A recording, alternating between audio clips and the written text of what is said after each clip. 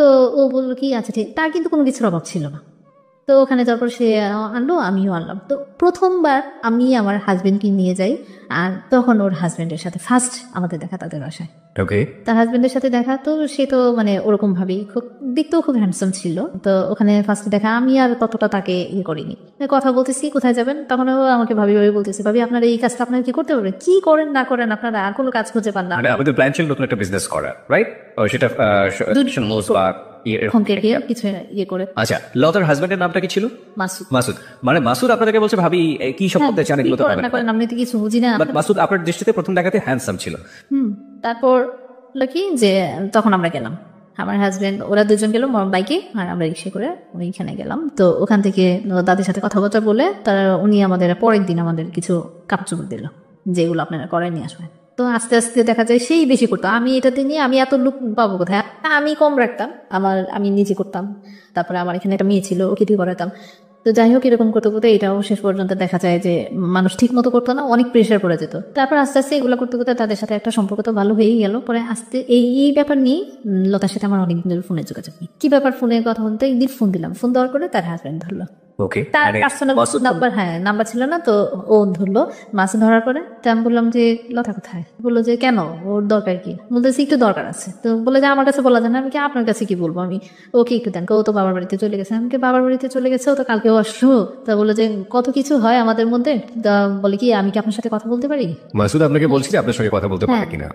তখন আমি বললাম যে আপনি আমার সাথে কি একটু কথা বলবেন, না আপনাকে না আপনার সাথে কথা বলতে ভালো লাগে, তো কথা বলতে ভালো লাগে, আপনাকে ভালো লাগে এসে আমাকে কি উল্টাপাল্টা কথা বললেন ভাইয়া আপনি, এগুলো কি বলছেন বলা আপনার মানায়। তারপরে বললো যে মানায় না কেন, আপনি এত কথা বলেন কেন, আমি যেটা বলতেছি আপনি একটু শুনলে সমস্যা কি, আমি সমস্যা কোনো কিছু না, কিন্তু এই কথাগুলো আমার শুনতে ভালো লাগে না, আমি এটা শুনতে চাই না। তো আমার কেন জানি ফোনে এই ধরনের কথাবার্তা। হ্যাঁ হ্যাঁ, তো আমি ভয় পেয়ে গেছিলাম। এই যে আপনারা দেখা করলেন, দেখা হওয়ার কতদিন পরে ফোনে কথা হচ্ছে? প্রায় 3-4 মাস পরে। 3-4 মাস পরে ফার্স্ট ফোনে আপনার সঙ্গে ভাবে কথা হচ্ছে। বলে আমি কি আপনার সাথে আমি শুধু এতটুকু বললাম, আমি কি আপনার সাথে কথা বলতে পারি।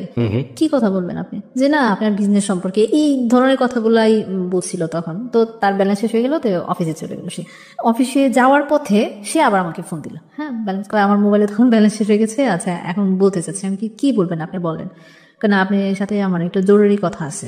আপনাকে তো আমি অনেকদিন যাবত চিনি, অনেকদিন যাবত দেখি, আমাকে দেখেন চিনবেন না কেন, আপনার ওয়াইফের সাথে আমার একটা ভালো সম্পর্ক। তখন কিন্তু তার ফ্যামিলির মানুষ আমার বাসায় আসা যাওয়া করতো না, এটা অনেক পরে ওইটা হয়েছে। ওর সাথে পরিচয় আমার ভালো আছে, আমাকে তেমনি দেখবিনি, আমার দোকান থেকে ওকে প্রায় সময় নিয়ে যান, ডাক্তার সাথে দেখা হবে না।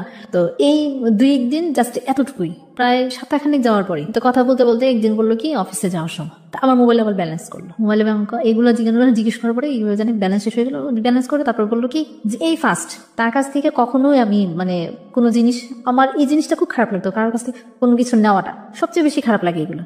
তো উনি যখন এটা করলো আমার খুব রাগ হলো যে আপনি এটা করলেন কেন, আমি কি আপনাকে বলছি কিনা আপনার ব্যালেন্স শেষ হয়ে গেছে, আমার সাথে কথা বলে জন্য দিলাম। আমি বললাম যে আপনি যদি আমার সাথে কথা বলতে চান এটা আপনি কখনো করবেন না। আপনি অনেক প্রেস্টিজিয়াস আপনার জায়গা থেকে, আমরা বুঝতে পারছি আপনার কথা, কিন্তু একটা প্রশ্ন এসেই যায় যে আপনি যদি কারো কাছে বিজনেসের কথা জিজ্ঞেস করেন, সেটার জন্য 2 মিনিট সময় লাগে, 3 মিনিট সময় লাগে, কিন্তু কথা বলতে বলতে গিয়ে আপনাদের ব্যালেন্স শেষ হয়ে যাচ্ছে এবং সে আপনাকে ফ্লেক্সিলোড করে দিচ্ছে। নিশ্চয়ই এটা প্রথম দিনই দেয়নি, কয়েকদিন পরে দিয়েছে। একদিন পরে। এই সময়টা আপনারা কি ধরনের কথা বলেন? এই যে আপনার বিজনেস কেমন চলতেছে, ওইটা যে করতেছে, এগুলো কোনো কথা হলো, এগুলো কোনো কাজ হলো, এটা কি করেন, এটা না করে অন্য কিছু করতে পারেন না, যেটা করতেছেন ওইটাই ভালো করে করেন, ওইটাই মনোযোগ দিয়ে করেন। যাই হোক, তো কয়েকদিন যাওয়ার পরে উনি আমাকে সরাসরি বলে যে আপনাকে না আমার খুব ভালো লাগে, মানুষ তো কেউ তো ভালো লাগতেই পারে, তো না আমি ওইভাবে না, আপনাকে আমার অনেক ভালো লাগে। তো তখনই আমাকে সে প্রপোজ একটা সরাসরি বলে, কি প্রপোজ করে? সরাসরি বলে আই লাভ ইউ। ও উনি এই কথাটা বলার পরে আমি কেমন একটা শর্ট খেয়ে যাই, আসলে এটা কি ব্যাপারটা। তখন আমি একটা জিনিস কি লতা যে আমাকে বলতো যে তার হাজবেন্ড বিভিন্ন মেয়েদের নিয়ে ঘোরাঘুরি করতো, সেইটা ধরার জন্য, সেটা বোঝার জন্য তার এই কথাটা সাথে সাথে তো কোনো রিয়েক্ট করি না, পরবর্তীতে অনেক পরে তখন আমি এটা অ্যাকসেপ্ট করি, তাকে শুধু এখন তো বোঝার জন্য আসলে কি সেরকম টাইপের মানুষ, কিন্তু তার সাথে কোনো সম্পর্ক করার মতন আপনি টেস্ট করতে চাচ্ছেন। তার আগে আমি আপনাকে কিছু কোশ্চেন করতে চাই। প্রথম কথা হচ্ছে যে আপনার হাজবেন্ড কি আপনাকে এই লাভ ইউ বা থাকে না অনেক রোমান্টিক হয়, আপনার হাজবেন্ডরা কখনো লাভ ইউ বলা বা ওই জাতীয় একটা রোমান্টিসিজমের মধ্যে নিজেকে নেওয়া, এগুলো কখনো করতো? এই জিনিসটাই আমি তার কাছে মিস করতাম, কারণ যেই বয়সটাতে আমার বিয়ে হয়েছে ওটা তো ওরকম পরিপক্ক ছিল না। ডিফারেন্সটা কত ছিল, কত বছরের ডিফারেন্স ছিল আপনাদের মধ্যে? তার সাথে আমার প্রায় 12-15 বছরের ডিস্টেন্স। 12 থেকে 15 বছরের গ্যাপ। প্রিয় শ্রোতা, লুবনার বয়স যখন 18 বছর তখন তার বিয়ে হলো, একেবারেই বলা যেতে পারে যে বিয়ের প্রাথমিক বয়স। এবং এখন ও যেটা বলছে যে রোমান্টিসিজমের জায়গাটাতে আমি হাজবেন্ডকে কখনো পেতাম না, সাইমultaneously লাইফের এই যে জায়গাটি, সেখানে এসে আপনারা বুঝতেই পারছেন যে মোটামুটি ঘটনা আজকে কোন দিকে যাচ্ছে। কিন্তু আমরা বারবারই বলে থাকি যে আসলে ঘটনা জাজ করলেও শেষ পর্যন্ত অপরাধ কোথায় গিয়ে দাঁড়াবে উই ক্যান্ট ইভেন ইমাজিন। তো আমরা সেই জায়গাটায় যেতে চাই। ছোট একটা বিরতি নিচ্ছে আমরা, ঠিক 12:06 আমরা আবারও ফিরে আসবো। বিরতির ঘন্টা যেহেতু বেরিয়ে গিয়েছে, আমরা ফিরে এসে লুবনার জীবনের যে অপরাধ এবং ভুল, আমরা সেই ব্যাকগ্রাউন্ড আবিষ্কার করেছি। এবার অপরাধ এবং ভুলের মুখোমুখি হব, সেটার জন্য অপেক্ষা করুন মাত্র কয়েক মিনিট। ঠিক 12:06 আমরা ফিরে আসছি। আপনারা সবাই শুনছেন যাহা বলিব সত্য বলিব, এবিসি রেডিও FM 89.2। আরজি কিবরিয়া রয়েছে আপনার সঙ্গে, লুবনা রয়েছে সত্যের আসরে। ফিরছে একটু পর, সাথেই থাকবেন। যাহা বলিব সত্য বলিব, যাহা বলিব সত্য বলিব।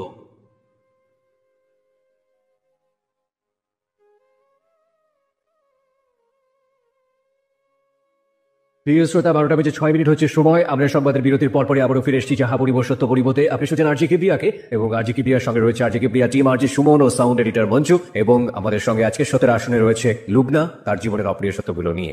অপ্রিয় সত্যের ব্যাকগ্রাউন্ড আমরা আবিষ্কার করেছি 11টা থেকে 12টার মধ্যে। এই পর্যায়ে আমরা একেবারে অপরাধ আর ভুলের মুখোমুখি হব। আর আপনাদের সবাইকে বলছি, আপনারা যদি লুবনাকে দেখতে চান চলে আসতে পারেন আমাদের ফেসবুকে। আমাদের ফেসবুকের ঠিকানা facebook.com/ABC Radio FM 89.2। ওখানে গিয়ে আপনি যে লিঙ্কটা পাবেন সেখানে লাইক দিলে আপনি সঙ্গে সঙ্গে এই ছবি দেখতে পাবেন এবং ওখানকার মেম্বার হয়ে যাবেন, আমাদের এবিসি রেডিওর মেম্বার হয়ে যাবেন। ওকে লুবনা, ফিরছি আপনার কাছে। আপনি যে জায়গাটিতে ছিলেন, যে আপনি এক ধরনের টেস্ট করতে চাইলেন যে আসলেই লতা সত্য বলেছিল কিনা, সেটার জন্য আপনি এগ্রি করে নিলেন যে okay I love you too, right? হ্যাঁ, অনেকদিন পরেই হয়েছিল। যাই হোক, আমার কাছ থেকে এটা অনেকদিন পরে ব্যাক করি। জি। তো এইভাবেই আমাদের দিন চলতে থেকে, কথা বলতে থাকি, ছেলে মেয়েদের নিয়ে কথা হয়। আর ও তখন বেশি বেশি লতাকে আমার দোকানে মানে পাঠাতো, মানে আসলেই সে নিয়ে যেতে পারবে, নিয়ে যাওয়ার ছিল আমাকে দেখে যেতে পারবে। ওকে। হ্যাঁ, তো আমাকে অনেক ফোর্স করতো মানে বাইরে যাওয়ার জন্য, চলো বেড়ায় আসি, ঘুরে আসি। সে আবার লতার কাছ থেকে আমার ফ্যামিলি ব্যাকগ্রাউন্ডটা জানলো যে আমার হাজবেন্ড কিরকম, সেটা আমি যেহেতু ওর কাছে সবকিছু বলতাম, তো ও যখন ওদের স্বাভাবিক সে এত কষ্ট থাকে, সে এরকম করে, এটা স্বাভাবিক আমাদের। হ্যাঁ, জেনে গিয়েছিল। জেনে যাওয়ার পরে এক তো আমাকে তার ভালো লাগে, তারপরে আবার সেই জিনিসগুলো জানতে পারলো, তার মধ্যে সে আমার প্রতি আরো বেশি দুর্বল হয়ে গেল। তো সে আমাকে বলার পরে অনেকদিন পরে আমি তাকে টেস্ট করানোর জন্য, তো আস্তে আস্তে তার সাথে কথা বলতে বলতে আমিও একসময় বললাম। তো ও আসতো, দেখতাম, মানে আমি প্রথম আগে তো যেতাম যে বান্ধবীর হাজবেন্ড, সালাম দিতাম, কথা বলতাম। তো ও আসলে সালাম দিতে, কথা বলতে কি ব্যাপার, মানে তখন সে থাকতো সাথে, তো ভালোভাবে কথা বলতাম। পরবর্তীতে যখন আমি এটা বলার পরে আমার ভয় লাগতো তার সামনে যেতে, মানে কেমন আনইজি ফিল করতাম, মানে খুব লজ্জাও লাগতো যে যাওয়াটাতে। যাই হোক, তো এইভাবে করতে করতে তো একদিন ফোনে বললাম যে কি ব্যাপার, আমি তো ওকে আনতে যাই, এটা তো তোমাকে দেখার জন্য। আমি বললাম যে দেখার জন্য, দেখাতে হবে, দেখতেছেন না? আমিও তখন আপনি করে বলতাম, দেখতেছেন না? যাই হোক, এভাবে করতে করতে আমাদের কথা বলতে বলতে অনেক সময় কেটে যায়, প্রায় 1 বছরের মতো। শুধু কথাই বলেছে? হ্যাঁ, কথা। আচ্ছা, এই কথাগুলো বলতেন কখন? রাতের বেলা তো বলার সুযোগ ছিল না, কারণ হাজবেন্ড ছিল। যখন দোকানে থাকতাম, দোকানের সময়টা বলতেন? অফিসে থাকতো, ওকে, তখন ফোন করতাম। দিনের বেলাতেই? হ্যাঁ, দিনের বেলা। ওকে। আবার নটা শেষ করে কাছে থাকতাম, বাসায় যেতেন? হ্যাঁ, বান্ধবী। মানে হ্যাঁ, 1 বছরের মধ্যে তাদের ফ্যামিলি ভাবে সম্পর্কটা এমন ভাবে হয়েছে, মানে নিজেদের রক্তের সম্পর্ক মনে হয় নিজেদের আত্মীয়তার মধ্যে। এর মধ্যে লতা আপনাকে কোনো সন্দেহ করে না? না, সে কখনোই আমাকে কোনো ব্যাপারে মানে সন্দেহ করতো না। এই যে একসাথে কথা বলতেছি, অনেক সময় দেখা যায় না যে ভালোবাসি আমরা একজন একজনকে, এই যে কথা বলতেছি, অনেক সময় সে আমাকে একটা মানে আদরের ভঙ্গিতে একটা কথা বললো, কি গো তুমি কি, মানে কিন্তু আদরের ভঙ্গিতে কথা বললো।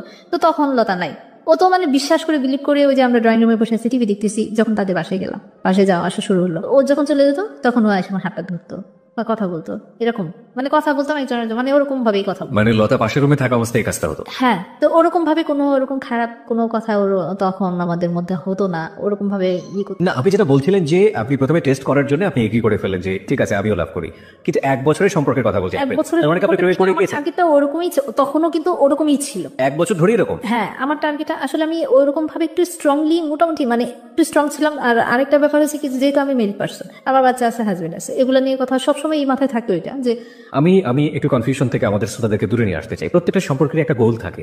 আপনারা দুজন যখন কথাবার্তা বলতেন পরস্পরের প্রতি, আপনাদের সম্পর্কের লক্ষ্যটা কি ছিল? মানুষ টেস্ট করে আপনার লাভটা কি হবে? একটা যেটা যে তার ওয়াইফ তো তাকে আপনার চেয়ে অনেক ভালো জানে, সেটা আপনার বিলিভ টেস্ট করার কোনো দরকারও নাই। ইনফ্যাক্ট এই জিনিসটা আপনি করছেন, লাভটা কি হচ্ছে? আস্তে আস্তে দেখতে দেখতে তার অ্যাটিটিউড গুলা, তার কথাবার্তা গুলা, তার সে যে কাজ করতেছে, এগুলা দেখে দেখে আমার নিজের কাছেই মনে হয় যে আমি নিজে থেকেই তাকে টেস্ট করবো, কি আমি নিজেই তার প্রেমে পড়ে গেছি।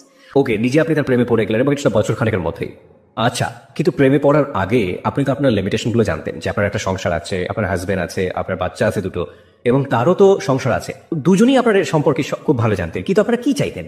মানে কথা বলতে ভালো লাগতেছে, ভালোবাসতেছি, যা ভালো লাগছে আপনারা সেটা করে যাচ্ছেন। হ্যাঁ সেটাই কথা বলতে যাচ্ছি, মানে করে যাচ্ছি। ঠিক আছে, হয়তো আমি আমার হাজবেন্ডকে নিয়ে কখনো বেড়াতে যেতে পারতাম, সে কোথাও মানে 6-7 বছর ঢাকা থেকেছি, কোথাও নিয়ে যায় না, ছেলে মেয়েদের নিয়ে চলো একটু বেড়াতে যায়, এই জিনিসগুলো তার মধ্যে ছিল না। ওকে, ঠিক আছে, তো মাঝে মধ্যে যখন বলতো যে আজকে ফ্রি আসো চলো একটু বেড়াতে যাই, ও বলতো?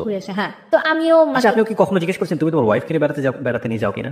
আমার ভালো লাগে না। ও বলতো ভালো লাগে না। হ্যাঁ। ভেরি ভেরি ইম্পর্টেন্ট পয়েন্ট প্রিয় শ্রোতা, সেটা হচ্ছে যে ওনার কিন্তু বেড়ানোর অভ্যাসটা মনের মধ্যে আছে এবং সেটা আলটিমেটলি নিজের ওয়াইফের সাথে উনি প্র্যাকটিস করছেন না। কেন করছেন না সেটা অন্যরকম একটা ব্যাখ্যা থাকতে পারে।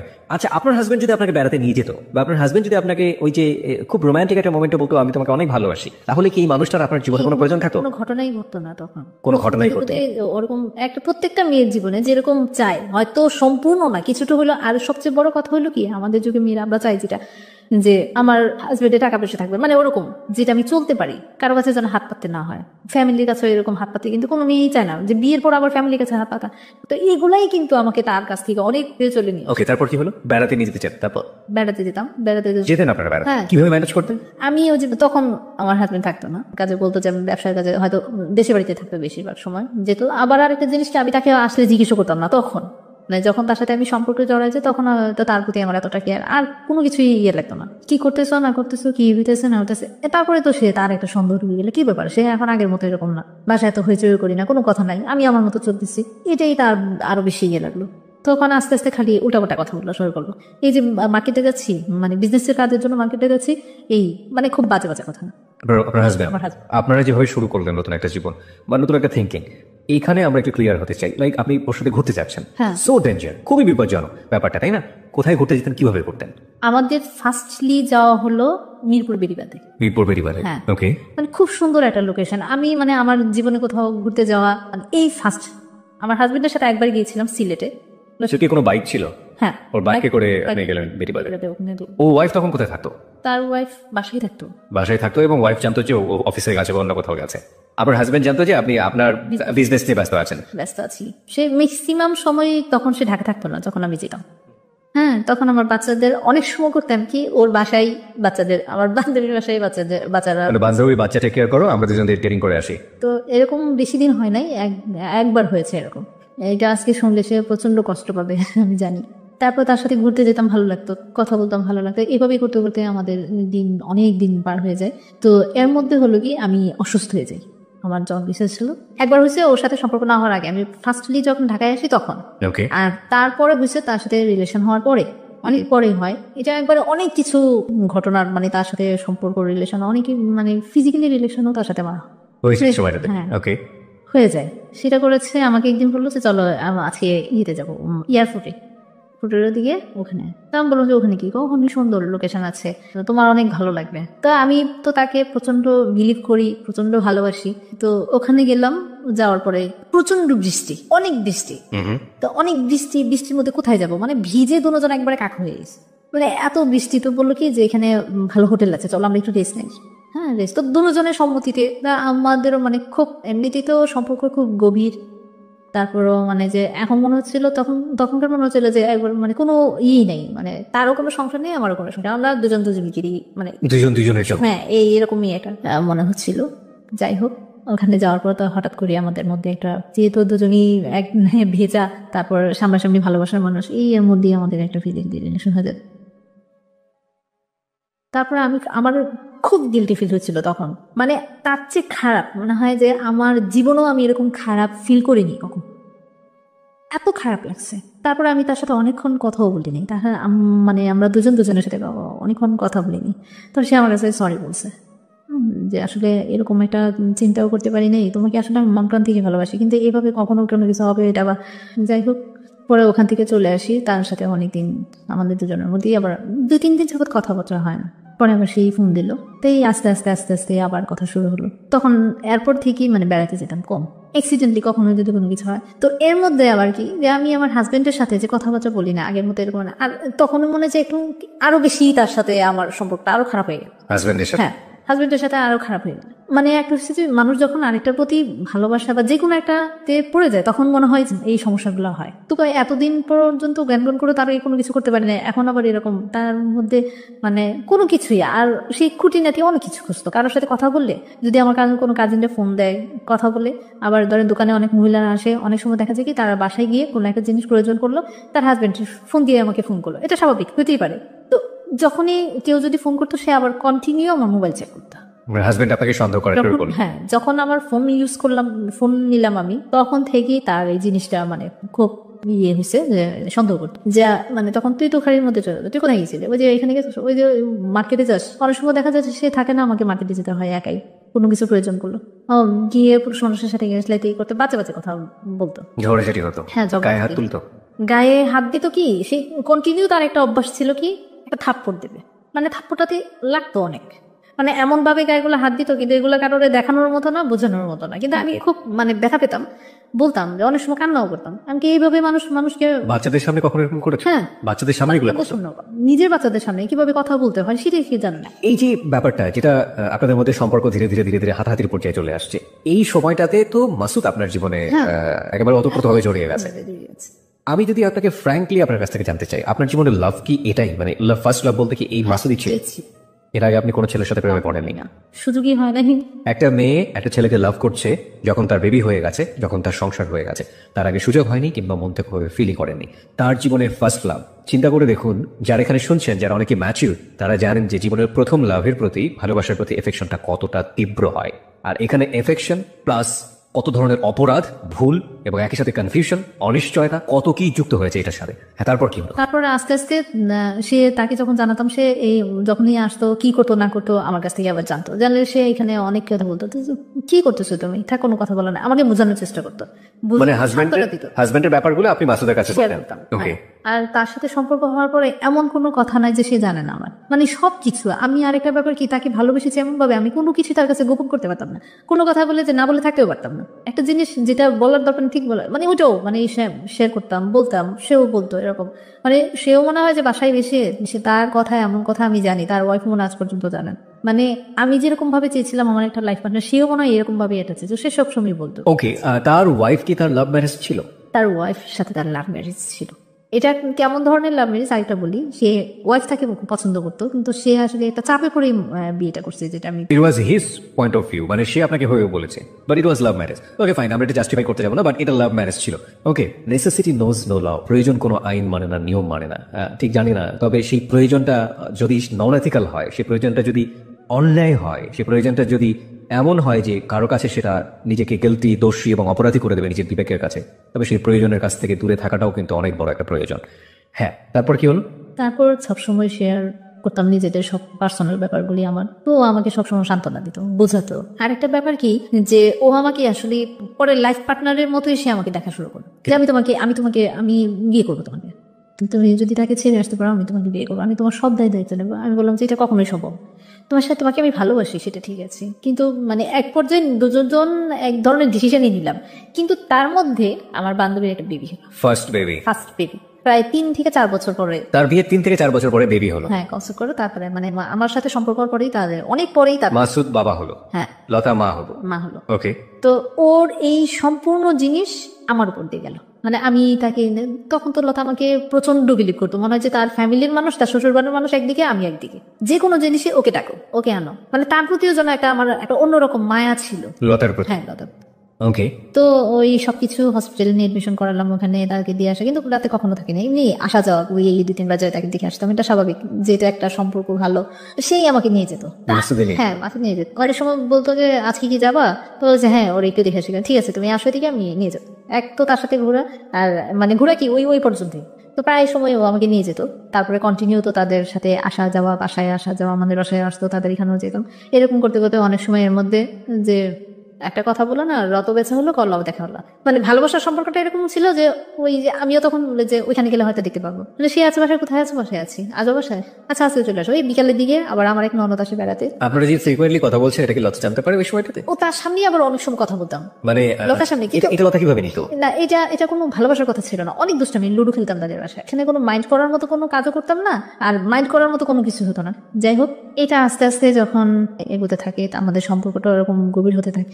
লাস্টে যখন ওর সাথে এই সম্পর্ক থাকাকালীনই আমি অসুস্থ হয়ে যাই। অসুস্থ হওয়ার পরে তখন আমি আর নিজেকে কেয়ার করতে পারতেছিলাম না, তখন সবকিছু বন্ধ করে আমি আমার বাড়িতে চলে যাই, দেশের বাড়িতে। আমার আম্মা আসছিল, সে আমাকে ওরকম ভাবে মানে ডাক্তার ট্রিটমেন্টও করতে পারতেছি না, মানে একবার মরণাপন্ন অবস্থা। তো আমি দেশের বাড়িতে চলে যাই। যাওয়ার পরে এক তো তার সাথে ঝগড়াঝাটি, এখন বুঝি কি যে আমি আর পারবো না তার সাথে। তো বাড়িতে চলে যাই। ওখানে যাওয়ার পরে সম্পূর্ণ ডিপেন্ডেন্ট হয়ে গেলাম আমার ফ্যামিলির উপর। ভাইয়া আছে, ওরা সম্পূর্ণ নিল। তো ওখান থেকে সুস্থ হওয়ার পরে আমি আর আসতে চাইলাম না, আমি আর মানে ব্যাক করতে চাচ্ছি না আমার হাজব্যান্ডের কাছে, যে আমার আর ভালো লাগে না জীবন।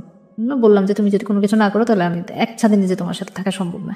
যাই হোক, এগুলো নিয়ে যেতে যেতে আমাদের প্রায় 3 বছর কেটে গেল। আমি বাড়িতে, হ্যাঁ, আমার ছেলে মেয়েকে নিয়ে ওখানে ভর্তি করা দিই। তো এদিকে আবার হলো কি যে মাসুদ আমাকে দেখতে পারে না, যার জন্য সে একবার পাগল হয়ে গেছে। তার সাথে আমার আর দেখা হয় না। 1 বছর তার সাথে আমার আর কোনো দেখা হয় না আর কি। 1 বছর মাসুদের সাথে কোনো যোগাযোগ নেই? হয় না, যোগাযোগ হয়, ফোনে কথা হয়, দেখা হয় না, কারণ আমি ঢাকায় আসি না, দেখা হয় না। এর মধ্যে মাঝখানে একবার এসে আমি শুধু আমার জিনিসপত্রগুলো আমি নিয়ে গেছিলাম, আমার বাসা টাসা সব ছেড়ে দিয়েছিলাম। ছেড়ে দিয়ে ওখানে আমার দোকানের সবকিছু নিয়ে আমি বাড়িতে চলে যাই। তো তখনই তার সাথে দেখা হয়, তাদের বাসায় যাওয়া হয়, একদিন থাকাও হয় তাদের বাসায়। পরবর্তীতে যখন বাড়িতে যাই, এর মধ্যে আমার হাজবেন্ডকে নিয়ে বসা হয়। বসা হওয়ার পরে তার সাথে অনেক রাগারাগি হয়, আমাদের ফ্যামিলির মানুষও অ্যাডজাস্ট করতে পারতেছে না। পরে এক পর্যায়ে আমি ডিসিশন নিয়ে নিলাম, তোমার সাথে থাকবো না, আমি সেপারেশনে দিই। তারপরে আমি অনেক কিছু হওয়ার পরে এখানে তাকে আমি সেপারেশন দিতে। তো এদিকে হলো কি যে যখন মাসুদ জিনিসটা জানতে পারলো যে আমি সেপারেশন হয়ে গেছি। সেপারেশন মানে কি, ডিভোর্স দিয়ে দিলেন? হ্যাঁ, ফ্যামিলির মানুষের উপর আমি ডিপেন্ডেন্ট, তাহলে এই লোকের সাথে থেকে লাভ কি? আমি জানতে চাই আপনার কাছে এই মুহূর্তে যে আপনার জীবনে যদি ওই মুহূর্তে আপনার লাভ, যেটাকে বলছেন মাসুদ, অ্যাডাল্ট্রি বা পরকীয়া যে সম্পর্কটা, এটা যদি না থাকতো, আপনি কি পারতেন আপনার হাজবেন্ডকে ডিভোর্স করতে? না। This is another important point, প্রিয় শ্রোতা। যত কষ্টই হোক, হ্যাঁ বলছিলেন যেটা, যত কষ্টই হোক আমি হয়তো তার কাছেই আমি থাকতাম, কিন্তু এই এত বড় ডিসিশন আমি নিতাম না। এই ডিসিশনটা নেবার পেছনে মাসুদ কি আপনাকে কোনো না কোনো ভাবে ইনফ্লুয়েন্স করেছে? না, সে কখনই করে না। আপনি কেন করলেন এটা? আমি তাকে মানে আর ওই ভালোবাসাতে জড়ায় পড়াতে তার প্রতি এতটাই মানে আমি আসক্ত হয়ে গেছি যে আমার ওর প্রতি আর কোনো ফিলিংসই আর কাজ করছে না। ফিলিংসই এটা আগেও ছিল না, এখন এটাকে মন থেকে মাথা থেকে সবকিছু থেকে এটা দূরে সরে গেছে। ওকে, তো ডিভোর্স আপনি দিলেন, আপনার হাজবেন্ড কি বলছিল ওই মুহূর্তে? মানতে পারছিল সে? না, ও তো ছিল না তখন। আমি এটা করে পেপারস পাঠিয়ে দিয়েছিলাম। তো আমরা জানতো না? না জান। যখন জানলো তখন কি করলো? তখন সে এসে অনেক কান্নাকাটি করো। এর মধ্যে তো আমাদের বাসায় যায়, যাবো বললো যে তুমি এই কাজটা করো না, এটা কেন করছো, আমি এটা মানি না। ওখানে এসে সে আমার মামাদের সবাইকে ফোন করে বলতো সে যেন আমার কাছ থেকে দূরে না যায়, আমি আগের মতো হয়ে যাবো, আমি ঠিক হয়ে যাবো, আমি আর আগের মতো এরকম অনেক কান্নাকাটি করছে। কিন্তু আমার আসলে একেবারে খারাপ লাগছে কি যে ওই সময় কিন্তু ফিলিংসই কাজ করেন। ফিলিংসটাই, তার প্রতি আমার কোনো ফিলিংসই কাজ করতো না। ছেলে মেয়েটা কার সঙ্গে ছিল? আমার সাথেই ছিল। ছেলে মেয়েদেরকে আপনি কি বোঝান? আমি তাদেরকে তেমন কোনো কিছু বোঝাতে হতো না, এই কারণে হতো না কারণ সে তো যা করতো আমার গায়ে হাত দিত, আমাকে গালিগালাজ করতো। ওরা তো বাচ্চারা সব চোখে টাকায় থাকতো, আমাকে মারতো এসে, ওরা যায় ধরতো। তারপরও আপনি আগলে থাকতেন যদি আপনার জীবনে মাসুদ না থাকতো? ওকে, তারপর তো এরকম করতে করতে তাকে আমি সেপারেশন হয়েছে। এটা সেপারেশন হওয়ার পরে আরো হলো জীবন অন্ধকার। এই মোমেন্টে মাসুদ আপনার সঙ্গে কি রোল প্লে করেছে? যখন আপনি সিদ্ধান্ত নিয়ে ফেললেন তখন মাসুদকে আপনাকে মেন্টালি সাপোর্টটা দিয়েছে? সে আমাকে মানে বলতো যে তুমি আসলে আর একটু চিন্তা ভাবনা করো। না, এমন হতো না যে সিদ্ধান্ত যদি নিয়ে ফেলেছে আর চেঞ্জ করা না, এরকম কোনো কিছু বলতো না? এরকম কোনো কিছু সে আমাকে এই ব্যাপারে কোনো সাপোর্ট করে নাই বা কোনো কথা ওই ব্যাপারে ডিভোর্সের ব্যাপারে সে আপনাকে না, এই সাপোর্ট ব্যাপারে কোনো দিন কোনো কথা বলে নাই সে। এটা আমার সম্পূর্ণ নিজে থেকেই, কারণ আমি ধরেন একটা নেশার মতো অ্যাডিক্টেড হয়ে গেছে, এই জন্যই মনে হয় এরকম ধরনের, এই জন্যই হয়েছে এই ডিসিশন। যাই হোক, তাকে এসে যখন পেপারস গুলো পাঠাই দেওয়ার পরে ওই দিন অনেক কান্না করছি। ওই দিন রাতে মানে এত কান্না, আমার বাবা মারা যাওয়ার পরও মনে আমি এত কান্না করিনি, মানে এত কান্না করছি। আমার কেন জানি এত খারাপ লাগছে, খুব খারাপ লাগছে। মানে যে মানুষটাকে আসলে আমার ছেলে মেয়ের দিকে চিন্তা করি, কেন যে মানে আমি আসলে নিজেকেই বুঝাতে পারি নাই যে এই যে কি হয়েছে, এটা কেন করলাম, এটা কেন যে এরকম একটা হলো। তো এই জিনিসটা আমার তারপরে আমি যাচ্ছি, কোথায় যাচ্ছি এটা আবার তখনই মাসুদকে জানালাম যে আজকে এরকম করব। ও আমাকে তখনও বারবার বলতো তুমি একটু চিন্তা ভাবনা করে দেখো, একটু চিন্তা ভাবনা করো, আসলে হুট করে এরকম একটা ডিসিশন নিও না, দেখো চিন্তা ভাবনা করো। আমি বললাম যে আসলে আমি আর পারতেছি না, আমি কি করবো। আবার এই দিক দিয়ে সে আমার মামাদের ফোন করতেছে, কান্নাকাটি করতেছে যে না করেন ওরে এগুলো করতে, পাগলামি করতে না করেন। আচ্ছা ঠিক আছে, আমি একটা কিছু করবো, চেষ্টা করবো, এখন আর আগের মতো চলবো না, আমি ঠিক হয়ে যাবো। যাই হোক, তো আমি বাড়িতে চলে গেলাম। ডিভোর্সটা হয়েছে ঢাকা থেকে, তো বাড়িতে চলে গেলাম, বাড়িতে চলে যাওয়ার পরে তো এর মধ্যে আমি পড়াশোনা স্টার্ট করলাম, ওপেন ইউনিভার্সিটি থেকে ভর্তি হয়েছি। তো পড়াশোনা স্টার্ট করার পরে এগুলো সব খবর জানতো। তো আস্তে আস্তে সে করলো কি, যখনই তাকে এই পেপারসগুলো দিলাম তখনই সে আসলে মাস্টার ব্যাপারটা জানতো।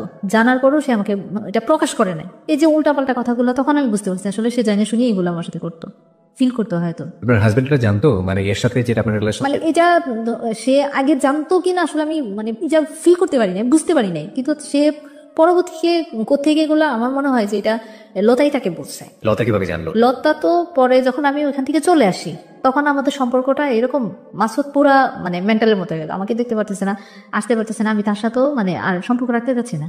কারণ হচ্ছে কি যে এক তো আমি সেপারেশন হয়ে গেছে, তার সাথে একটা সম্পর্ক হইতে হইতে কিভাবে যেন এটা আমার মানে তাদের মধ্যে এই জিনিসটা প্রকাশ পায়। হ্যাঁ, তো আমার হাজবেন্ড লতার কাছে বলে যে সে এরকম করলো কেন, নিশ্চয়ই একটা কিছু হয়েছে, তুমি এটা ঘটনাগুলো ভালো করে দেখো না কেন, ভাবি আপনি একটু ভালো করে খোঁজ খবর নেন তো। তো ও আবার এটা একটু হলো যে আমার কথাও মাসুদ সবসময় বাসায় বলতো, ও এটা নিয়ে একটু সন্দেহ করলো।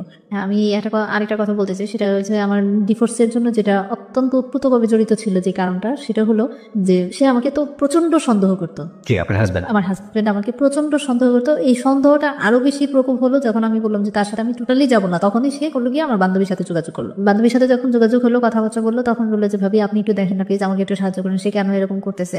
এই আস্তে আস্তে কথা ফুটতে ফুটতে তাদের মধ্যে এটা মাসুদের কথা থেকে এটা প্রকাশ পেলো। মানে মাসুদি সবসময় আমার কথা বলে, আমার প্রশংসা, লতা, হ্যাঁ লতার সামনে আমার প্রশংসা করে, আমার কথা বলে, এই করতে করতে মানে আর এদিক দিয়ে আমার সংসারের মধ্যে আমি পুরো সেপারেশন হয়ে যাচ্ছি। তার মানে ওদের অ্যাটিটিউডের মধ্যে আপনাদের দুজনের অ্যাটিটিউডই বুঝিয়ে দিয়েছে যে দুজনের ভিতরে এক ধরনের অন্যরকম সম্পর্ক আছে, এবং যেটার দ্বারা আপনার হাজবেন্ড আপনাকে রীতিমতো সন্দেহ করা শুরু করলো।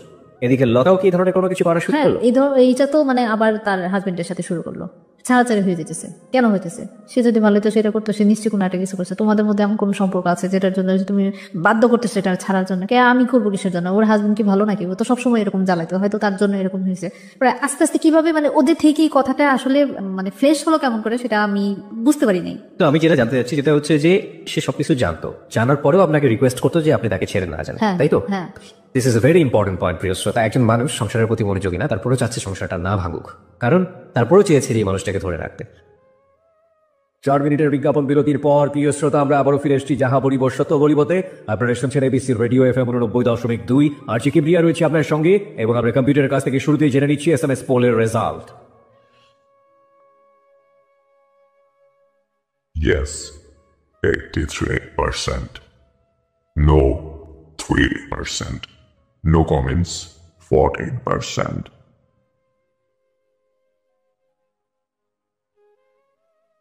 কম্পিউটার বলছে 83% ইয়েস, 3% হচ্ছে নো, এবং 14% হচ্ছে নো কমেন্টস।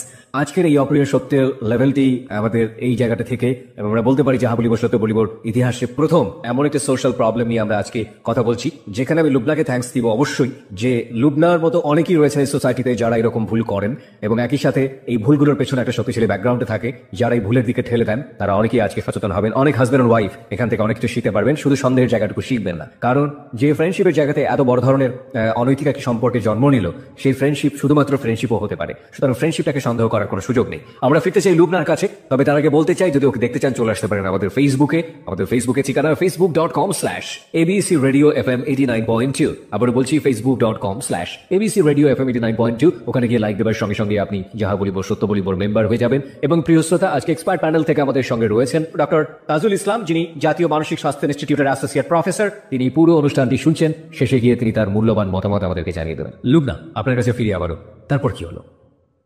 সেই কথাগুলো জানার পরে আমার ফ্যামিলিতে আস্তে আস্তে বলা শুরু করলো। আপনার হাজবেন্ড? হ্যাঁ, আমার হাজবেন্ড। তখন তো আর হাজবেন্ড নেই, আছে কি? এইটা শোনানোর পরেই তাকে সেপারেশন করা, জানানোর পরে এটা জানলো আমার ভাবি, জানলো, তারপরে মামাদের বাড়িতে সবাই। এখানে আরেকটা কথা বলতে কি, আপনি তখন কিভাবে ব্যাকআপ দিতেন? আপনি নিজের পক্ষে কি বলতেন তখন? আপনাকে চার্জ করতো না কেউ? আর না, আমাকে কেউ জিজ্ঞেস করতো না, কারণ আমার ভাইয়ের বউ, এটা হলো আমাদের রিলেটিভের মধ্যে হয়েছে, আমার ভাই বিয়ে করছে, আমার খালাতো বোন, ও আমার ছোট ছিল, যার জন্য আমাকে এসে কোনো কিছু জিজ্ঞেস করতো না, আপা এরকম নাকি হয়েছে, মানে এরকম কোনো কিছু বলতো না, কেউ কোনো কথা বলতো না। কিন্তু আমি নিজে নিজে খুব খারাপ লাগতে লাগলো যে সবার চোখে সবাই জানে জিনিসটা, আমার কাছে খুব খারাপ লাগতো। আরো হচ্ছে যে সে মানে আমাদের দেশের বাড়িতে চলে গেছে, আমি যখন তার সাথে এইটা কথা রটার পরে তার সাথে টোটালি কথা বলা বন্ধ করে দিছি। মানে এই মাসুদের সাথে? ওকে, যোগাযোগ বন্ধ করে দিচ্ছি যে না, আমি হয়তো একটা সম্পর্ক তখন থেকেই আমার খারাপ লাগা শুরু করলো কি যে আসলে মানে সবার আগে আসছে বান্ধবীর হাজবেন্ড, যার জন্য জিনিসটা মানে আমার মানে এতভাবে আমার হার্টে যায় লাগছে যা কল্পনার বাইরে। এখন যদি কোনো কিছু ঘটে তাহলে বলবো যে বান্ধবীর হাজবেন্ডের সাথে সম্পর্ক ছিল বিদায় তাকে ছাড়ছে। আর এমনিতেই তো এই কথাটা তো ভালো বলবে না কেউ, ভালো মেয়ে তো বলবেই না। যাই হোক, তো আমি চিন্তা করলাম কি যে এখন যদি আমি আসলে এটাতে যাই, এক তো এটা এত বড় একটা খারাপ হবে যা আমি আর মানতে পারতেছিলাম না। তো পরবর্তীতে তার সাথে আমি যোগাযোগ করা একবার টোটালি বন্ধ করে দিই। সে তো একবারে মানে একবার পাগলের মতো হয়ে গেছে। ওর ওয়াইফকে বলতেছে যে তুমি একটু ফোন করে বলো, তুমি যদি ফোন করে বলো তাহলে সে আমার সাথে কথা বলবে, নিলে কথা বলো না। সে আমাকে ফোন করলো, বলে যে তুমি একটু ওর সাথে কথা বলো, তুমি জানো না তার অবস্থা এত, সে মানে কিরকম কষ্টে সে ছিল, যার জন্য তার ওয়াইফ আমাকে ফোন করে বললো যে তুমি তার সাথে একটু কথা বলো। তো এর আগে আমি কেন আরো তার প্রতি হলাম, তার ওয়াইফ আমাকে একবার ফোন করে বললো, আমার বান্ধবী আমাকে ফোন করে বললো কি যে তোমার কাছে আমি তার জীবন ভিক্ষা চাচ্ছি। ও মাই গড।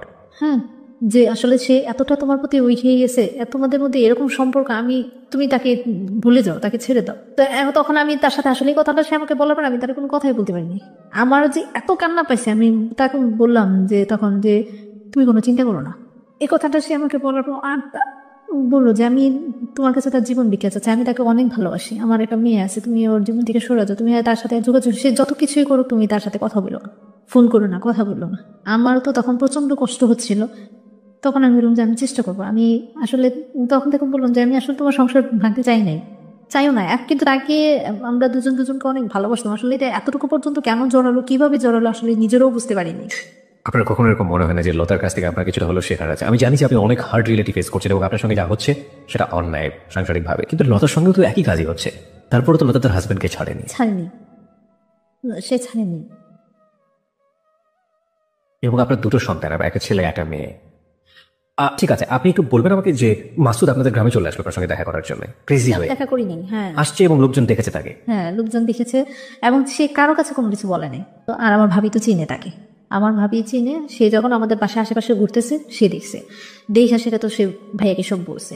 কিন্তু ভাইয়া আমি এই মানে ও আমাকে কোনো ব্যাপার কোনো কথাই বলতে চাচ্ছে না। সে আমার দিক থেকে দেখতেছে যে আমি কি করি, আমি তখন কি করব, কি করতে চাচ্ছি, কি করতেছি সেটাই সে দেখতেছে। তা আমি বললাম যে আমি তার সাথে দেখা করবো না। যখন এই কথাটা গিয়ে বললো যে সে দেখা করবে না, তখন সে চলে গেল। সে অনেকক্ষণ আমাদের এলাকায় ছিল, কথা বলার পরও তারপরে সে চলে গেল। অনেক রাতে বাসায় এসে পৌঁছার পরে এই যে ফোন দিতেছে আমি আর ফোন রিসিভ করি। তো একবার আমার খুব খারাপ লাগলো রাতে, তখন আমি তার ফোন রিসিভ করলাম। ও খুব কান্না করতেছে যে তুমি এই কাজটা কেন করলো, তোমার সাথে দেখা করলো না। তখন আমি বললাম যে তুমি কেন আসছো এখানে, আর তুমি বুঝো না আমি তোমার সাথে কেন যোগাযোগ করি না, কেন কথা বলি না। মানে আমি তখন চাচ্ছিলাম যে তার সাথে ওর জন্য, আমার বান্ধবীর কথাগুলোর জন্য আমার এই প্রতি আরো বেশি গিল্টি ফিল হতে লাগলো। তার প্রতি আমার এতটাই কষ্ট লাগলো, আসলে আমি এটা কি করলাম। এদিক দিয়ে আমার বাড়িতে আরেকটা সমস্যা হলো কি, এই কথাগুলো জানার পরে ফ্যামিলিতে তো কেউ কোনো কিছু আমাকে বলেনি। আপাদুল্লা ভাই এগুলো নিয়ে আমার সাথে খুব রাগারাগি করেছে, অনেক কিছুই বলেছে। তা আমি আমার যেটা অন্যায় সেটা আমি স্বীকার করবো। এখন এমনকি কেউ যদি আমাকে কোনো কিছু বলে আমি কোন কথা বলি না, যতটুকু বলার কারো মানে ইচ্ছা তার ক্ষোভটা সে প্রকাশ করে নিক, কারণ আমি তো অন্যায় করেছি, এই জন্যই আমাকে বকতেছে। এই জন্য আমি কারোর কোনো কথাও বলিনি, কোনো শব্দ মানে কেউ কোনো প্রতিবাদ করিনি কোনো কথার। তো এদিক দিয়ে আমার বাড়িতে থাকাটা যেটা আমার দ্বিতীয় যে পর্যায়টা ওইটা এসে দাঁড়ালো, সেটার কারণ হলো আমার ভাইয়ের ওয়াইফ। এটা অনেকদিন আমি দুটো বেবি নিয়ে ওখানে ছিলাম। এইটাই পরবর্তীতে তাদের একটা, তারপরে আবার আমার হাজবেন্ডকে তখন ডিভোর্স দিয়ে দিই। ওগুলা কথাবার্তা নিয়ে অনেক হওয়ার পরে তারপরে ডিভোর্স পাওয়া অবস্থায় আপনার হাজবেন্ড এসে কান্নাকাটি করে আপনার কাছে যে ডিভোর্স করো? হ্যাঁ, ফোন করছিল, হ্যাঁ ফোন করে কথাবার্তা বলে। এরপরেই কিন্তু মাসুদ আসে। ডিভোর্সের পরে মাসুদ আমাদের দেশের বাড়িতে যায়, অনেক করবে। তখন আমার খুব খারাপ লাগছে আসলে। আমি তারপরেই আমার বান্ধবী আমার সাথে যোগাযোগ করে, আমার সাথে কান্নাকাটি করে। তখন আমি চিন্তা করলাম যে আসলে এটা কোনোদিনও সম্ভব না। আমার হাজবেন্ডকে ছাড়ার পরে মনে হয় আমি এটা এমন ভাবে ফিল করছি যে আসলে ওই কাজটা করাটা আমার ভুল ছিল, মাসুদের সাথে সম্পর্কটা এইভাবে হওয়া ভুল ছিল, এবং আমি আমার হাজবেন্ডকে ছাড়াটাও প্রচন্ড ভুল ছিল। কারণ আমরা কোনো কিছু করতে পারবো না, আমি তার কাছে কোনোদিন ব্যাক করতে পারবো মাসুদের জীবনে, আর তাকে আমি কখনো মানে মাসুদকে আমি কোনোদিনও আপন করে পাবো না। কতদিনের সম্পর্ক আপনাদের?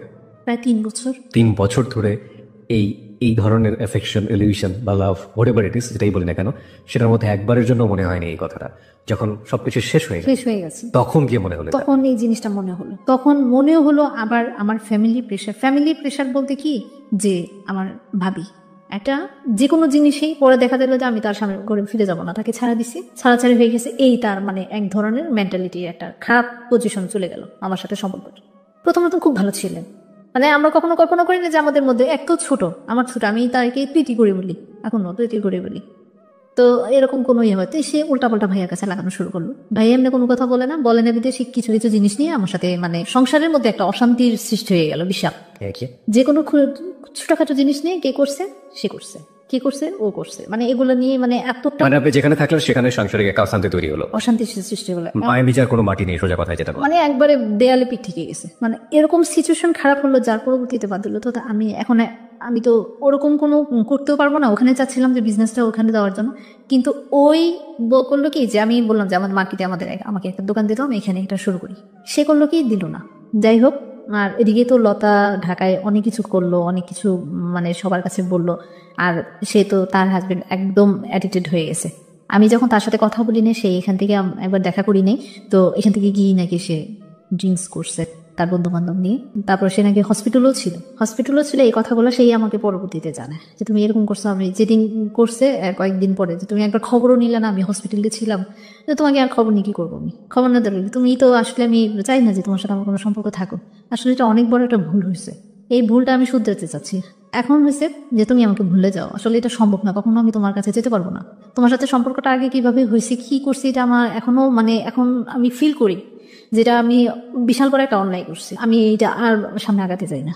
তারপরে সে করলো কি, তার একটা ফোনে তার সাথে কথা, এক অস্ট্রেলিয়ান একটা মেয়ে অস্ট্রেলিয়া থেকে আসে, কিভাবে তার সাথে কথা হয়েছে আমি তা জানি না। তো ওদের সাথে ওই ফ্যামিলিতে ওই লতা করলো কি, ওর সাথে বললো যে তুমি ওর সাথে বাইরে চলে যাও, তুমি যখন থাকতে পারবে না। তার আগে একটা কথা বলিনি, আমি ভুল হয়ে গেছে এখানে। সেটা হলো কি, যখন আমার ফ্যামিলিতে এই টর্চারিংগুলো, আমার মেন্টালি টর্চারিংগুলো হয়ে দাঁড়ালো, একদিন আমার ভাবি আমার সাথে রাগারাগি করে দূর দিয়ে এসে আমার গায়ে হাত দিল, আমার গায়ে হাত দেওয়ার পরে আমি তো এমনি শেষ, তার মনে যে আমি আরো মানে অস্তিত্বহীন হয়ে গেছি। সেটা মানে নিথক একটা সাধারণ একটা জিনিস নেই, মানে ওরকম কোনো ঝগড়াঝাটি করার মতো কোনো ব্যাপার নাই। তার কথা হলো যে এখন সে কিভাবে আমাকে বের করবে, ওই জিনিসগুলাই প্রতিনিয়ত সবকিছু ব্যাপারে ছোটখাটো জিনিসগুলোতেই এই ঝগড়াঝাটির একটা করলো। তারপর করলো কি, একবার এই ঝগড়ার পরের দিনই আবার ওর ভাইকে, ওর মাকে ঢাকা থেকে নেওয়া আসছে আমাকে মারার জন্য। ভাই আমার বড় বোনকে হুমকি দিয়ে বলতেছে যে আমি যাচ্ছি আজকে ওরে মাইরা, তারপরে ওরে বাড়ি থেকে বাড়ি করবো, কেমনে থাকে ওই এলাকায় দেখবো না, আমার বাড়িতে গিয়ে আমাকে এরকম হুমকি দেয়। আমার ভাইয়া খাটের বসে আছে, কোনো কিছুই বলে না। তো ফ্যামিলির এই অ্যাটিটিউড গুলো, আমার আম্মা খুব কান্নাকাটি করছে, অনেকই করছে তাদের সাথে, কিন্তু আমার মা হচ্ছে একটা সহজ। ওই সময়টাতে আপনি কোনো ধরনের কারো কাছে কোনো মেন্টাল সাপোর্ট পাওয়া, শেল্টার পাওয়া কিচ্ছু পাননি? মানে টোটালি আমি অফ করে দিচ্ছি, মাসুদের সাথে যোগাযোগ করা বন্ধ করেছি, তার কাছ থেকে তো একবারে সম্পূর্ণভাবেই আমি দূরে সরে যেতে যাচ্ছি, কারণ এটা ফ্যামিলিতে ছড়ানোর পরেই কিন্তু আমার ভাবির এই রূপগুলো বেড়েছে, মানে এগুলা প্রকাশ করা শুরু করছে সবার কাছে, নোংরা ভাবে আরো কথাগুলো বলতেছে, যতটুকু না হয়েছে তার চেয়ে আরো বেশি বাড়ায় বলতেছে। আর তার মধ্যে সে আবার একটু গেছিল দেশের বাড়িতে যাওয়ার পরে তো সে আরো সুযোগ পাইছে। এমনিতেই তো আমি মানে এটা তার প্রতি হয়েছে ওই যে সেপারেশন হওয়ার পরে, আর জমি জমা নিয়ে যখন আমি আমার ফ্যামিলিতে আমার আপাদের কাছে জানাইছি, তারপর থেকে তার এই রিয়েকশনটা হয়েছে। তারপরে আমি তার সাথে কোনো কথাই আর যোগাযোগ রাখি নাই, করিনি। পরে একদিন 2012 সালের জানুয়ারি মাসে 3 তারিখে সন্ধ্যার দিকে আমার মোবাইলের কল আসে। তো কল পিক করার পরে বললাম যে কি, বললো যে আমি এক হতবাগা না, মানে বললো কি যে মানে কেউ নাই জীবনে, হ্যাঁ আমি একটা অসহায়, মানে এরকম একটা কথা বললো। তো বললো যে আপনি হঠাৎ করে ফোন করে আমাকে এরকম একটা কথা বললেন কেন, অ্যাকচুয়ালি আপনি আমার এই ফোন নাম্বার পেলেন কোথায়? যে আমি আপনার ফোন নাম্বারটা পাইছি, একটা কল দিছি, ওই রং নাম্বারে আপনার নাম্বারে চলে এসেছে। তো রং নাম্বারে গেছে, তা আপনি আমার সাথে এত কথা বলতেছেন কেন? রং নাম্বারে আমি তো বললাম আপনার প্রথমে একবার ফোন দেওয়ার পরে আমি কিন্তু পরিচয় দিইনি, আমাকে জিজ্ঞেস করছে আপনি কি, আপনি অমুক। তা আমি বললাম যে না আমি তো এটা না, তো কেটে দিছি। তারপরে আবার সন্ধ্যার দিকে রাতে আবার ফোন দিছি, ঠিক আছে, রাতে ফোন দেওয়ার পরে তাই বললাম যে আপনি কি কোথেকে ফোন দিয়েছেন? তো বললো কি ঢাকা থেকে ফোন দিয়েছি এরকম। আমি একজন লয়ার বললো, হ্যাঁ লয়ার বললো। তো বললাম যে কি ব্যাপারে, কি কথা? আমি এত পেজ বুঝি না, এত কিছু না। আমি ভাবছি হয়তো কোনো ঘটকের মাধ্যমে সেই কথাগুলো। তখন কিন্তু আমার ফ্যামিলি মানুষ আবার এই যে গুলো হচ্ছিল বিধায় আমার বড়াপা আবার চাচ্ছিল যে একটা বিয়ে শাদী হতে, এইভাবে মনে হয় যে সে নাম্বার পাইছে। যাই হোক, আমি আর তাকে তত কথা বলিনি, শুধু ডিটেলস বললাম। তো বললো কি 3-4 দিন পরে সে আবার কল দিল। পরে আমি তার ডিটেলস অ্যাড্রেসটা জানতে চাইলাম, যে আমরা তো কয়েকজনকে আবার একটু হলো যে এদিক দিয়ে ভাবি আর এদিক দিয়ে বান্ধবী, মানে হয়তো কাউকে দিয়ে আবার কোনো কিছু করতেছে কিনা। তো ও আবার এমনিতে তো চালাক, তো এত কিছু বলে নাই, শুধু বললো যে আমি হঠাৎ করে আপনার নাম্বারটা পেয়েছি, আপনার সাথে কথা বলে ভালো লাগছে। আমি আমার সাথে কথা বলে ভালো লাগছে, আমি আসলে কথা বলতে চাচ্ছি না, না আপনি শুনেন আগে আমার কথা শুনে। তো এই কথা বলার পরে এইভাবে তার সাথে কথোপকথন হয়। জিজ্ঞেস করলাম কোথায়, তার ফ্যামিলি ব্যাকগ্রাউন্ড দিল। মেইনলি হলো কি, সে আমাকে বললো 3 বছর আগে আমার ওয়াইফ মারা যায়, আর 2টা বেবি আছে, 2টা মেয়ে। তো আমি তখন আর কোনো কথা মানে একটু হলাম কি যে আসলে তার সাথে কথা বলি, দেখি কই পর্যন্ত আগায়। কারণ আমার ফ্যামিলির অবস্থাগুলো আমাকে মানে একবারে এতটাই খারাপ করে দিছিল বলার বাইরে। তা এখন আমিও চাচ্ছিলাম যে আসলে একটা কিছু এরকম করে হলেও আমি যদি দূরে চলে যেতে পারি, মানে কেন মন থেকে এই জিনিসটা হচ্ছে না। তো আমি তার সাথে কথা বলতেছি, তার ফ্যামিলি ব্যাকগ্রাউন্ড নিলাম, তা আমার ফ্যামিলি সবকিছু আমি তাকে বললাম। বলার পরে সে একটা সম্ভ্রান্ত পরিবারের ছিল। তো তার কথাবার্তা ভালোই লাগলো, কথাবার্তা। সে কি চাচ্ছিল আলটিমেটলি? সে অ্যাকচুয়ালি মানে কি চাচ্ছিল, বিয়ের প্রপোজালটা সে আমাকে সরাসরি দেয়নি, সে আমাকে অনেকদিন পরে প্রায় জানুয়ারির 3 তারিখে 4-5 তারিখ থেকে কথা হলো। তো এরপর থেকে কথা বলতে বলতে ফেব্রুয়ারির মাসের 11 তারিখে আমাদের কলেজ থেকে আমরা পিকনিকে যাবো। তো পিকনিকে যাবো, তো ও তখন বললো কি যে আমাদের এলাকাটা তো একটা পিকনিক স্পট, আমাদের বাড়ি। কলেজ থেকে পিকনিকে যাবেন মানে? আপনি তো তখন পড়ছেন না? হ্যাঁ, আমি তখন উন্মুক্ততে ভর্তি হলাম। তখন আপনি মুক্ততে ভর্তি হয়েছিল? Okay fine. হ্যাঁ, উন্মুক্ত থেকে আমি ওখান থেকে পিকনিকে যাবেন। হ্যাঁ, তো আমি বললাম যে তো একটা কাজ করো, তোমরা যেহেতু যাবাই, তোমরা তখন আমাদের মধ্যে একবারে ফ্রিলি কথাবার্তা হচ্ছে, কারণ তার ফ্যামিলির সব ব্যাকগ্রাউন্ড আমি জানতে পারছি, সে আমার কথাও সবকিছু জানছে। আমিও তাকে কোনো কিছু লুকাইনি যে আমার এরকম হাজবেন্ড ছিল, আমার এই অবস্থা হয়েছে, আমি এখন এই পরিস্থিতিতে আছি, মানে এটা অনেক পরে। অল থিংস ডিটেল, মানে আপনি আমাকে যেটা বললেন বা আজকে যে বিজনেসে যা বলছেন সব বলেছেন? হ্যাঁ, সব বলছি তাকে। ওকে। তার ফ্যামিলিগতভাবে চাচ্ছি তাকে বিয়ে করার জন্য, কিন্তু সে চাচ্ছিল কি যে আমি এমন একটা মেয়েকে বিয়ে করবো যার বাচ্চা কাচ্চা আছে, এরকম একটা মেয়েকে বিয়ে করতে। ওকে। তারপরে তার সাথে কথা হলো। এর মধ্যে কিন্তু আমার ওই যে মাসলের আবার যাওয়া আসা, সে মাঝে মধ্যে প্রায় সময় আপনাদের গ্রামে দেখা করতে পারতো না, আমার ডাইরেক্ট কলেজে চলে যেত। যে শুক্রবার দিন ক্লাস থাকতো, শুক্রবার দিন আমার সাথে দেখা করতে যেত, আমি দেখা করতাম না। একদিন দেখা গেল কি যে আমি ওই দিন যাইনি, কলেজে সারাদিন থেকে ওই দিন পরে বিকালে চলে আসছিলাম। তো কাউকে তো চিনে না, কাউকে কোনো কিছু জিজ্ঞেস করতে পারে। লতার কি অবস্থা? লতা কি সংসারটাকে ভেঙে ফেলেছিল? না, তারপরেও সে আঁকড়ে ধরে সে আছে। তারপর কি হলো? পরে ওখান থেকে আমাকে সে ফোন দেওয়ার পরে এরকম ভাবে চলতে থাকে, আমরা আবার পিকনিকে যাই। এই ফার্স্ট তার সাথে দেখা। ওকে। হ্যাঁ, পিকনিকে ওদের এলাকাতে, ওদের বাড়িতে পিকনিকে যাওয়া হয়। ওকে। তো ওইটা একটা মানে পিকনিক স্পট এবং একটা নাম করা বাড়ি। Okay fine. হ্যাঁ, তো ওখানে যাওয়ার পরে এই ফার্স্টলি সে আমাকে দেখে। তার সাথে সাথে আমার তার 2জন মুরব্বীর সাথে ফোনে কথা হয়। হ্যাঁ, সে নানা ডাকে তাদেরকে এরকম। তো তাদের মুরব্বীদের সাথে কথা বলার পরে তো ওনাদেরকে দেখানোর পরে ওনারা বললো তো হ্যাঁ ভালোই, তো খারাপ না, হ্যাঁ ঠিক আছে, তুমি এটা প্রস্তাব করতে পারো। আপনি তখন কি জেনেছেন যে আপনার কাছ থেকে নাম্বারটা কিভাবে পেয়েছি, আপনার নাম্বারটা কিভাবে পেয়েছি? আমি তাকে অনেক বলেছি, কিন্তু সে কোনোভাবেই বলে না। আচ্ছা। হ্যাঁ, তো আমি বললাম যে কিভাবে, বললো যে এমনি রং নাম্বারে চলে গেছে। সে আমাকে প্রথম ফোনটা করিয়ে একটা অন্য নামে ডাক দিল। ওকে ফাইন, সেটা তো আমরা প্রথমে বুঝেছি, কিন্তু পরবর্তীতে গিয়ে নিশ্চয়ই আপনি আবিষ্কার করতে পেরেছেন। এটা বিয়ের পরে আবিষ্কার করতে। মানে লেটস আপনি বিয়ে করলেন, কতদিন পরে বিয়ে করেছিলেন? মানে জানুয়ারির 3 তারিখে তো তার থেকে কথা শুরু হয়। তো ওই 2012 সালে 24 এপ্রিল আপনি তাকে বিয়ে করলেন। এবং আপনি বোন থেকে কি তাকে রিসিভ করেছিলেন নাকি শুধু একমাত্র ফ্যামিলির এই টর্চারিং এর কারণে আমি ফ্যামিলি থেকে বাঁচতে চাইছিলাম, যে আসলে আমার এখানে থাকাটাই অসম্ভব হয়ে পড়ছিল, এবং যে কারণে আপনি বিয়েটা? হ্যাঁ, তারপরে আমি এই প্রস্তাবটা যখন সে আমাকে প্রায় 3-4 মাস পরে সে আমাকে প্রস্তাব দেয় যে আমি আসলে একই লাইনে আছি, আমাদের যেহেতু নাই, আমার ওয়াইফ তো আমাকে তো বিয়ে করাবি, আর তোমাকে তার এইভাবে রাখবে না, তোমাকে তো বিয়ে দিবে, ঠিক আছে। আমাকে দেখানোর পরে সে আমাকে প্রস্তাবটা দিল। তা আমি বললাম কি যে এইভাবে তো আর হয় না, আপনি একটা কাজ করেন, আপনি আমাদের বাড়িঘর এসে দেখে যান। হ্যাঁ, আমি যখন তাদের এখানে গেলাম, ওইটা দেখার পর দেখি যে আমরা ওই তুলনায় কোনো কিছুই না। তো ওকে বললাম কি যে আপনি এসে আগে দেখে যান, দেখে গিয়ে আমার ফ্যামিলি আছে, আমার মামারা আছে, বাবা যেহেতু নাই, তো আর আমার বড় আপা আছে, তাদের সাথে কথা বলেন। তো আমার এই কথা বলার অনেকদিন পরে সে আমাদের দেশে বাড়িতে গেল। তারপর ও তো আগেই বললো যে আমি শুধু একমাত্র বিয়ে করবো একটা মেয়ে, আমি তোমাকে বিয়ে করবো, তোমার কোনো কিছু আমার দেখার দরকার নেই। তবুও দেখার দরকার আছে। এই বিয়েটা কি পারিবারিক ভাবে হয়েছিল? পারিবারিক, আমার ফ্যামিলি মানুষ জানতো। এখানেও আমি একটা প্রতারিত হই। সে বলেছে তার ফ্যামিলি মানুষ সবাইকে জানাইছে, কিন্তু ফ্যামিলি মানুষরা ওদেরকে বলছে, ঠিক আছে, কিন্তু তারা কেউ এটা অ্যাকসেপ্ট করে নাই। তো আমার বললো কি যে তারা এই কারণে অ্যাকসেপ্ট করে নাই, কারণ তোমার 2টা বাচ্চা আছে, এই জন্য, নিলে আর সবকিছু ঠিক ছিল। বিয়েটা হওয়ার পরে কি হলো? বিয়ের পরে আমি প্রায় তার এখানে গেছি অক্টোবর দিকে। তো ওইখানে বাসায় দেখি যে বিভিন্ন ধরনের বিভিন্ন সমস্যা, ওখানে তো তারা মানবেই না, এই বিয়ে তার অ্যাকসেপ্টই করে নাই, তো আনুষ্ঠানিকভাবে কোনো কিছুই হবে না। তখন সে আমাকে অনেক বুঝালো, ঠিক আছে বাদ দাও বলে, আমাদের তো এখনো বয়স হয়ে গেছে, এত কিছু আর করার দরকার নেই, সংসার করবো এখন আমরা করবো, আমাদের ছেলে মেয়েরা মানুষ হবে, তাই বড় হবে। ওনার ছেলে মেয়ে কত বড় বড় ছিল? বড়ই ছিল, 13-14 বছর ছিল। 13-14 বছর ছিল। একটাই মেয়ে? দুটো মেয়ে ছিল। হ্যাঁ, এই জন্য আরেকটু বলে যে মেয়েদের বিয়ে দিলে শ্বশুর বাড়িতে চলে যাবে, আসবে যাবে, এরকম। মেয়েরাও তো সাধারণত ওরাও প্রথম আমাকে অ্যাকসেপ্ট করে নাই।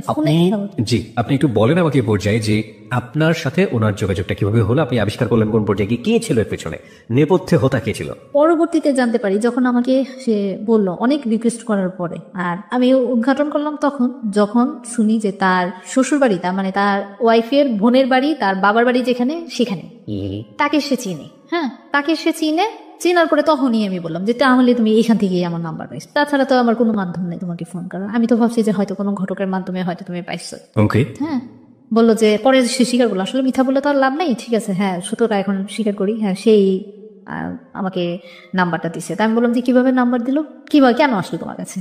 সে তো সবসময় আসতো, সে তো অন্য টাইপের মেয়ে ছিল। তো আমি আর তার সম্পর্কে এখন আপাতত বলতে যাচ্ছি না। তো যে সে সবসময় আসতো আমার সাথে কথা বলতো এই ব্যাপারে। এখন অনেক আইসা কান্নাকাটি করলো যে আমার হাজবেন্ডকে তো এরকম একটা মেয়ে পছন্দ করে, এসে পাগল বানায় ফেলছে, এসে দেখেন আপনি কিছু করতে পারেন কিনা। তখন বলে কেউ মেয়ের নাম্বার দাও আমাকে। এইভাবেই সে আমার নাম্বারটা নিয়ে নেওয়ার পরে কথা বলতে হাজবেন্ডকে পাগল করে বলছে, মানে হচ্ছে লতা। হ্যাঁ, লতার কাছ থেকে নাম্বারটা নিয়ে আসে। ওকে, লতার কাছ থেকে সেইগুলো জানতে পারি। তারপর বিয়ের পরে অনেক দিন কেটে যায়, আমি ওই বাসায়, আর তার ফ্যামিলি মানুষ যেহেতু এটা মানতেছে না, তা আমার ফ্যামিলি থেকে এটা একটা প্রেশার আসছে ওর উপরে যে তাহলে আপনি এটা করলেন কিসের জন্য? হ্যাঁ আপনি জানেন আপনার ফ্যামিলির মানুষ এটা নেবে না, মানবে না, তো কেন অসহায় একটা মানুষ মেয়েকে আপনি এরকম একটা করলেন? তো আমার আপাকে অনেক বুঝাইলো যে আপা আপনি নিয়ে টেনশন করেন না, আমি ওকে মাথায় করে রাখবো, এই ব্যাপারে কোনো টেনশন করার দরকার নেই, কারোর উপর কেউ কথা বলার কোনো সুযোগ দেবো না তাকে। তো জাস্ট ফাইন। এখন যেহেতু হয়ে গেছে, এখানে তো আবার আরেকটা কিছু করা যায় না, সেকেন্ড টাইম। তো আমি এটা আমাকে বললাম যে থাক, যা হয়েছে হয়তো আমার কপালে ভাগ্যই এমন ছিল। আমার মনে তো ওইটাই যে আমি তাকে আসলে কষ্ট দিচ্ছি, এটা আমাকে তখন থেকে আমি ফিল করা শুরু করছি যে আসলে ওই কষ্টের কারণে কিন্তু আমি এই জিনিসগুলো আমার হচ্ছে। মানে আপনার হাজবেন্ডকে কষ্ট দিয়েছেন সেটা? আমার হাজবেন্ড প্লাস লতা দুজনকে আপনি কষ্ট দিয়েছেন, যে কারণে আপনার লাইফে দেয় আমার লাইফে। আমি না হলে সেকেন্ড ম্যারেজ এরকম হবে, ওর ফ্যামিলি এটা অ্যাডজাস্ট করবে না কেন? আর নোট অন দ্যাট পয়েন্ট প্রিয় শ্রোতা, সেকেন্ড যে ম্যারেজটা হলো সেখানে কিন্তু ওনার আপনার তার পরিচয় দিতে কোনো সমস্যা হতো না, কারণ সে লয়ার ছিল, তার অনেক প্রেস্টিজ ছিল, সম্ভ্রান্ত পরিবার ছিল। কিন্তু আপনি পরিবার কি পেলেন? প্রিয় শ্রোতার সময় এখন রাত 1টা, আপনি শুনছেন যাহা বলিব সত্য বলিব, এবিসি রেডিও FM 90.2 আর যে কি প্রিয়া আপনার সঙ্গে রয়েছি। এবং আজকে সত্যের মঞ্চে সত্যের আসনটি আলোকিত করেছে নিজের জীবনের ভুল এবং অপ্রিয় সত্যগুলো দিয়ে লুবনা। তার জীবনের ভুল এবং অপ্রিয় সত্যগুলো স্বীকার করে সে লাখো মানুষকে সচেতন করে যাচ্ছে যে হয়তো মানুষের অনেক ভুল থাকবে, কিন্তু সেই ভুলের জায়গাটিতে আপনি যেন আরেকটি ভুল না করে ফেলেন, সেই ভুল সংশোধনের জায়গাটিতে যেন আপনার আরেকটি ভুল না হয়ে যায়। তাহলে ভুলে ভুলে চারিদিকে শুধু ভুলেই ভরে যাবে, অপরাধী ভরে যাবে। অন্তত যে সুখের লাগিয়া যে ঘর আসলে বাঁধার চেষ্টা করবেন সেটা আসলে অনলি পড়িয়ে যাবে, কিন্তু বাস্তব অর্থে তেমন কোনো সমাধান আসবে না। আমরা তার কাছে ফিরতে চাই। তারপরে কি করলো? আপনার দ্বিতীয় যে স্বামী ছিল তিনি তো আপনাকে সবকিছু জেনে শুনে বিয়ে করেছে। তো আমি অক্টোবরের দিকে, তখন বড় মেয়ে সমমানী পরীক্ষা দেবে, আমার ছেলেও সমমানী পরীক্ষা দেবে। তো তখন বাড়িতে ছিল, আমাকে তখন ওই মুহূর্তে পরীক্ষার 1 মাস আগে আমাকে নিয়ে যায় বাসা ঠিক করে, আলাদা পরীক্ষা যেহেতু সামনে, পড়াশোনা ঠিক মতো করতে পারতেছে না, এক জায়গায় থাকলে করবে, তো বাসায় উঠি। কিন্তু একটা জিনিস কি, যে আমাদের বিয়ে তো বিয়ে, হ্যাঁ, তো তার সাথে তো আমার প্রথম জীবন, প্রথম দিন। তো ওই বাসায় ওঠার পরে তার ওরকম সে করলো কি, একটা চাকরি করে ওর এক ফ্রেন্ড এবং ফ্রেন্ডের মেয়েরা পরীক্ষা দেবে, ভর্তি পরীক্ষা দেবে, ওদেরকে ইনভাইট করলো প্রথম দিনে। ওদিনই কিন্তু বাসায় আমরা উঠেছি, তো ওদেরকে ইনভাইট করলো, ওরা এসে বাসায় থাকলো। তো এক রুমে ওরা থাকলো, আর এক রুমে আমরা 3 মেয়ে, মানে 2 মেয়ে আমি ও ছিলাম। তো মানে জিনিসটা আমাকে এতটাই খারাপ লাগলো, ওকে আমি বললাম যে আজকে যাই হোক আমাদের প্রথম, তুমি এটা কি করলা, এটা কেমন? মানে একটা আছে না যে কথাবার্তা বলবো, সেটাও তো একটা জিনিস, যে আমরা পরিচিত হব। পরিচিত কি, মানে পরিচিত এমনিতেই আছে, কথাবার্তা বলতেছি, মেয়েদের সাথে কথা বলতেছি, আমি ওই বাসায় আসা যাওয়া করি। কিন্তু নতুন বাসা, নতুন নিয়েছি, একটু গোছানোর ব্যাপার আছে, একটা হুট করে মেহমান নিয়েছে, আমি জিনিসপত্র কিভাবে রান্না করবো, কি দিয়ে রান্না করবো, কি করবো না করবো, সবকিছুতে তো একটা মেন্টাল ব্যাপার আছে। কোনো কিছুই তো আমি করতে পারবো না, কোনো সমস্যা হবে না। অ্যাকচুয়ালি তার মেন সমস্যা হলো যেটা আমি পরবর্তীতে জানতে পারি, সে একটা মেয়ে বিয়ে করে, খ্রিস্টান মেয়ে। তার সাথে ওয়াইফকে প্রথম ওয়াইফ থাকাকালীন তাদের বাসায় কাজ করতো মেয়েটা, ইস্টার্ন একটা মেয়ে, ওই বাড়িতে আসা যাওয়া করতো। তার ওয়াইফ আবার নিতান্ত একটা ভালো মানুষ ছিল, অনেক ভালো। তার ফ্যামিলিতে তার যতটুকু ব্যাকগ্রাউন্ড, আমি তার এগুলো যেভাবে বের করেছি, ওনার এগুলো আমি সব কিছু জানছি।